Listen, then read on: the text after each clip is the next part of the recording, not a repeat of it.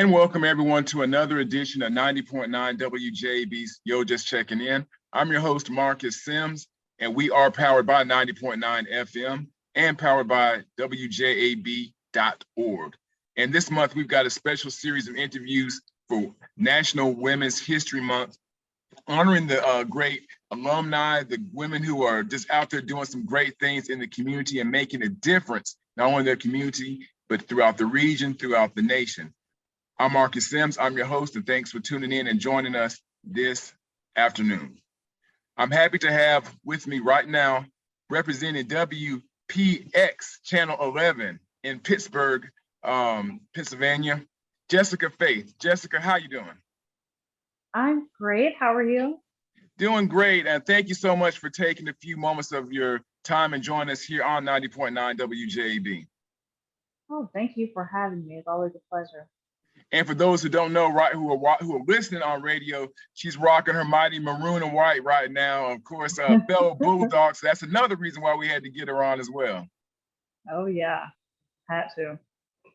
Now, Jessica, I always like to ask my guests, because the past few years have definitely been, there's been so much change going on with COVID and the new normal that we're in. How have you been? How has the family been during this time? I've been well. My husband has been well. We actually got married during the pandemic in 2020.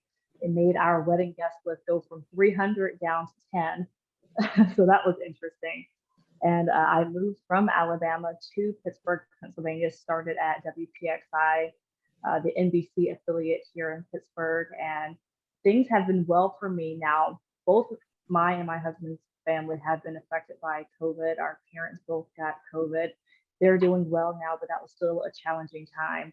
I think it's hard to imagine at this point that there's anyone out there that hasn't been touched by COVID, maybe a family member or friend, or even knowing someone who has passed from this horrible disease. But fortunately, I've been okay. I haven't caught it. Thank God for that.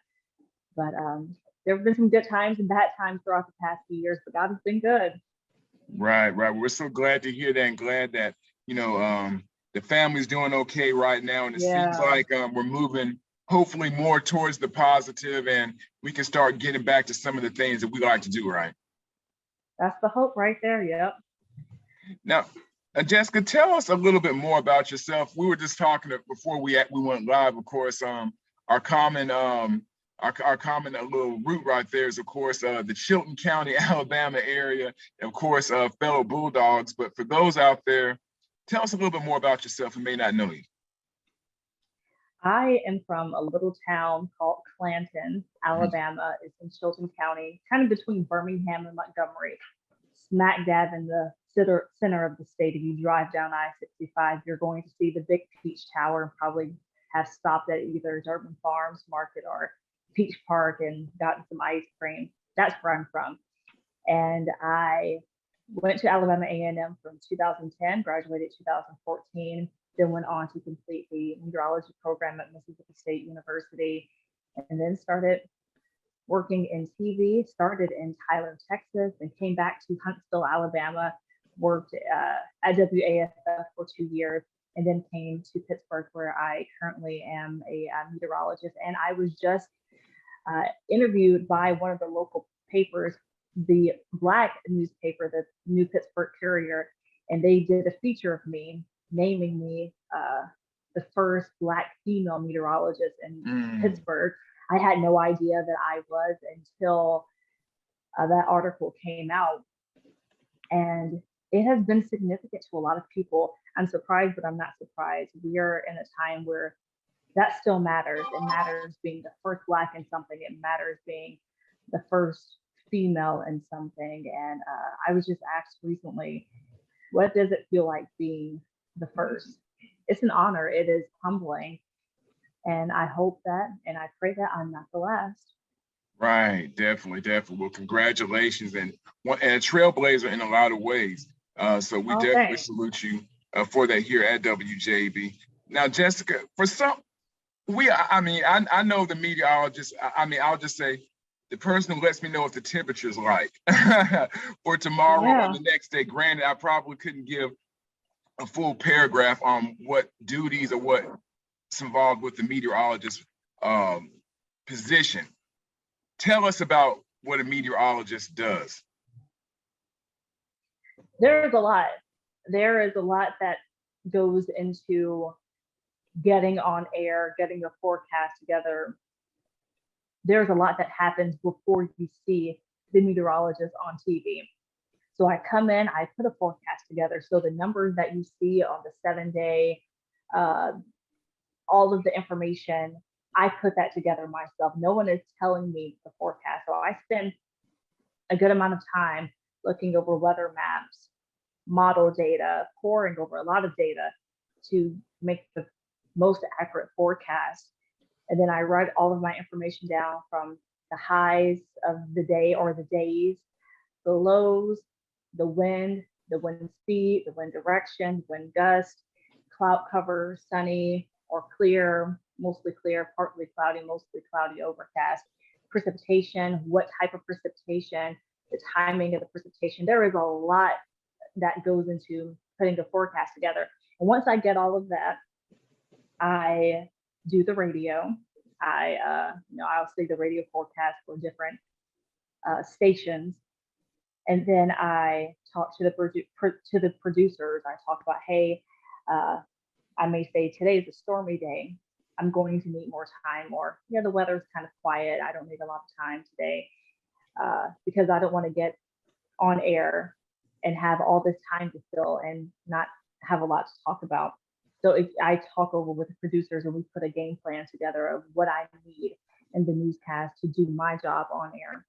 Then after I talk to the producers, I make weather graphics. So everything that you see behind the meteorologist, they put together in the order that they want. So that's really cool. One of my favorite parts of doing the forecast. And then I finally go on air. Well, hold on, one more thing. I write a weather discussion. What you see on the web page, on the website, and I send it out to the whole station so they know the forecast as well. So there is a whole day's work that goes on before I finally go on TV and deliver the weather. Wow. Now, Jessica, at what point, growing up, did you sit there and say, I want to go into the field of meteorology? Was this something that you've always wanted to do, or at what point did you sit there and say, I want to do that? I feel like a person's upbringing is important when they decide what they want to do. I knew at a young age I was interested in math and science, my two favorite subjects. I thought for the longest I wanted to be a math or science teacher. Both of my parents are educators, and I really wasn't sure what else to do with that passion of math and science. While filling out college applications, I was putting down secondary education, but something didn't sit right with me about that. It became real to me, putting it down on paper, actually selecting it. I'm like, I don't know that I want to teach. And I feel like teaching is so important. You really should have a passion for it. I didn't have a passion for teaching. I had a passion for the subject. So I prayed about it. And then I came across meteorology. And I kept saying to myself, I can see myself doing that. I can see myself doing that. And then I started paying a little bit more attention to the local news. And at least back then, in about 2008, 2009, at that time, when I turned on the news, I saw white men doing the weather. I don't remember seeing any females. I definitely didn't see any blacks. So I had in my mind, well, maybe this is something that I can't do. Maybe this is something that Black women don't go into. Maybe this is something that will be hard to do, or something that I wouldn't be successful in. But I wanted to do it so bad. I would even daydream about walking into a news station and what that day would be like. And it was such a fantasy. I would come home. I'm probably going to age myself here. I would come home, instead of getting on MySpace after school, I would search, how do you become a meteorologist? What does a meteorologist make? What is a lifestyle of a meteorologist like? I would spend hours doing that daily. So then uh, I was at dance practice and my dance instructor said, Reynolds Wolf is coming. I was like, who is that? She said, he's a meteorologist at CNN. He was at CNN at the time. He's now at the Weather Channel, but he graduated from the same high school I went to, and he was coming to my school to speak, like give a motivational speech. And I'm like, oh my goodness, this is what I've been praying for the last few weeks, to get some kind of guidance, some kind of answer. Is this what I should be doing? Long story short, I was able to chat with him one-on-one. He gave me great direction, great advice, and he is still a mentor to me to this day. A great meteorologist at the Weather Channel. I suggest you check him out. Again, his name is Reynolds Wolf. And after speaking with him, I told him I want to go to Alabama A&M, but I want to be a meteorologist. They don't have a meteorology program. He suggested that I study communications, go to Mississippi State afterwards. But while I'm at Alabama A&M, intern at the news stations. There are plenty of news stations in Huntsville, and even take a visit at the National Weather Service office in Huntsville. And that's exactly what I did. I interned at WAFF and eventually worked with them before I came here to Pittsburgh. And I did tour the National Weather Service office and got to speak with them and get some advice as well. So that my senior year was when I finally made the decision. I stepped out on faith and said, I'm going to do it anyway. You know, I may not see anyone who looks like me, and it may be hard, but I'm not going to shy away from something just because it's hard. I'm going to make it happen. I'm going to have faith, and I did. And that's an incredible story. But you know what I think is so interesting, Jessica, is the fact that, as you mentioned before, I know growing up, a lot of the meteorologists I saw were older white men, and I never saw, and rarely did I see a female. But I definitely didn't see an African American female do it.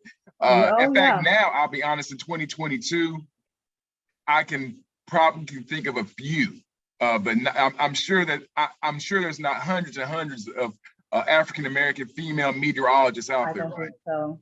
No, I don't think so. We are few and far between. So with my position and with being the first Black female meteorologist in Pittsburgh, I hope that I am encouraging others to take the road less traveled. I think we get very comfortable in seeing others take the same path. We know it's safe. We know it can happen because someone else has done it. But sometimes we just got to do it anyway. True. Now, Jessica, let's talk about your time here on the campus of Alabama A&M University. Of course, a lot of great things happening up here. Talk about your experience attending the HBCU. Of course, you came through the communications department. Talk about your time up here. It was amazing. It was life-changing. It was definitely what I needed after attending a majority white high school. And I'm sure you can just imagine what that was like, not getting the representation, feeling feeling less than. I was always the only Black in everything. And for a while, my freshman and sophomore year in high school, I considered PWIs because that's what my friends were talking about. They were talking about Alabama, Auburn. And then once I got a little older, junior and senior year, I started to notice the difference between me and my so-called friends at the time. And I noticed the importance of being around people that looked like me. And I want to credit my dad. My dad is a graduate of Alabama A&M as well, 88, I believe. And he would take me to senior days, to homecoming, to classics. Not only me, but for senior days, he would get a whole bus of kids from Chilton County who wanted to go to senior day. And he would drive up to Huntsville from Jemison High School, 2.5-hour trip, and take them to senior day. And that was really important to him because he said some of these kids, that is their one time stepping foot on a college campus. You know, he wanted some of these kids who parents didn't go to college, you know, he wanted them to have that experience. But also he wanted to possibly spark an interest in Alabama A&M or in HBCUs. And it did for me. It sparked an interest in HBCUs. I saw people that I related to. I didn't feel other. I didn't feel less than. So when I came to Alabama A&M, I met friends instantly, made friends instantly rather. I wanted to join everything. I just wanted to jump right in and be involved in as much as I could. And that's what I did. From SGA, this sweater I'm actually wearing is a former SGA pullover. Oh, okay. From SGA to campus pageants. I was Miss Sophomore, Miss Black and Gold, eventually Miss Alabama A&M University, 2013, 2014. Pledged Alpha Kappa Alpha Sorority Incorporated, Gamma Mu chapter. I really believe I got full experience, and it helped to give me that confidence to move forward in who I am as a Black woman, to go out into the world, to go to Mississippi State University afterwards, to work in the 3 new stations I have, which are majority white spaces, and still be anchored in who I am as a Black woman. So my experience at Alabama A&M University was crucial to me becoming who I am. Wow, wow. You are locked into 90.9 WJAB and WJAB.org. Special presentation of WJAB's Yo Just Checking In, our podcast where we let you know what's happening with individuals, businesses, or organizations in our community. And of course, we have a very, very special guest. We have Jessica Faith representing WPXI. Am I correct? WPXI? Yes, WPXI. Channel 11, yeah. Pittsburgh, That's Pennsylvania. Right. And we are honoring the women in our Alumni Women's History Month. So we're very, very happy and honored to have Jessica with us. Jessica, favorite, while you were up here on the Hill, did you have a favorite professor, instructor that helped you along the way, that helped inspire you? Gosh, I had so many, but I'll say the first that came to my mind, God rest his soul, his name was Mr. Thompson. Excuse me. And he passed while I was at Mississippi State, but he was my teacher each and every year. He was, if I recall correctly, the head of the communications department. So smart and so real, and being a little sheltered from, Chilton County, Alabama, I needed his realness. But he was also so proud of me, and he just really made an impact, not only to me, but when he passed, it was so hurtful for many who came through the department who had him as a teacher, because he was just that impactful. And I feel like that is something that many can say about their HBCU professors, instructors, in any department, any major. It could even be a class that isn't involved in your major. The second person who came to my mind was Dr. Williams, a biology teacher. She played no games, but she was very, very smart, very sweet, and she taught you how to be disciplined. She had rules, and very strict rules, but also she was very kind, and taught you to think as well. I had so many instructors who really poured into me and helped shape my mind in a positive way. Right. Jessica, what advice would you give to, let's say, to another female, particularly an African-American female who wants to enter the field of meteorology, become the next meteorologist? What advice would you give to them? That's a good question. I don't know many people who go to A&M specifically to be a meteorologist. If Reynolds Wolf didn't tell me that I could go to A&M and still be a meteorologist, I probably wouldn't know that I would. I would say look into the Mississippi State broadcast meteorology program afterwards, but also take extra physics and science and math classes. You'll need it later.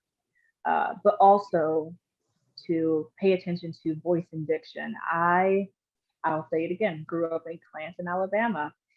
I had a pretty thick Southern accent, and voice and diction was an eye-opening class. But even deeper than classes to take or steps to do after graduation, I would say have tunnel vision. Keep your eye on your path, on your goals. Don't look at what someone else is doing, someone else is doing. Don't listen to too many voices trying to talk against what you're trying to do, trying to build, trying to succeed at. Just keep your eye on the prize and head towards your destiny. Wow. And Jessica, as we're wrapping things up, you touched on this earlier, but how important in your career has family and I guess having a supportive circle and supportive team around you been for your career? Because it seems as if family from day one has been a huge part with, you mentioned from your father coming up on campus to where you're at now. How supportive and how important has that circle been for you? Parents may not know it, but they are very influential to their teenage kids. I may not have said it at the time, but I heard everything my parents told me. Both of my parents are HBCU grads. Now, my husband and I are HBCU grads. My husband is a graduate of Morehouse College. And someone asked us the other day, will you make your children go to an HBCU? And we're like, well, of course. Mm-hmm. So I want to keep that going. I'm glad that I came from a family that knows the value of HBCUs, and that my dad took the time to take me to Alabama A&M University numerous times throughout my high school years, so I can get the experience and get just a snippet of the culture and just how wonderful it is to be around people who are so similar to you. But family is so influential, even when it doesn't seem like it. So I would encourage others, especially parents, to take time and take your kids to classics, take your kids to homecoming, take your kids to a basketball game at A&M. Let them get that experience. You may be surprised what they decide. Wow, definitely. Jessica, I have to say this. If I'm in Pennsylvania, you're my favorite meteorologist. For the state of Alabama, I have to go with James Spann. I mean, James Spann, he's the rock. He is. My brother and I grew up saying James Spann's the man. He is. He is not even just known in Alabama. He is nationally known. He is an icon, a weather icon. Even the Weather Channel gets him to come visit every now and then to speak on certain weather events. He's a living legend. Wow, that's so interesting, because I think of how much trust in your position people put in your position, meteorologists, because I look at my mom, she'll swear by James Spann says that a flood's coming. She's gonna believe everything James Spann says, and she's correct. And I'm sure in your position, there's so much trust that the viewers in your area have to put into what you put out there, right? Yeah, that's one thing I heard at my internship when I interned in Montgomery at WSFA, is that you have to be trustworthy. And that's why on TV, I go by my middle name, Faith, Jessica Faith. And I say, you can have faith in my forecast. Wow. There we go. Well, Jessica, I want to thank you so much for joining us here on this platform, 90.9 WJAB, a proud Bulldog, and doing us very, very proud in the Pittsburgh area. Thank you so much. We thank you so much for joining us and for the inspiring message. And we salute you so much here on 90.9 WJAB, and of course, WJAB.org. And of course, don't forget, you can always see Jessica's picture at Peach Park in Clanton, Alabama. That's right. It's still up there. Sure is. It's still up there, and it's very noticeable with the wall of people. Oh yeah. Yeah. Yeah. It's a sign. The picture's a sign of the times. We'll just leave it at that, right? There you go. Jessica, thank you so much, and hey, look forward to speaking with you again here on this platform. Me as well. Thank you so much for having me. Thank you.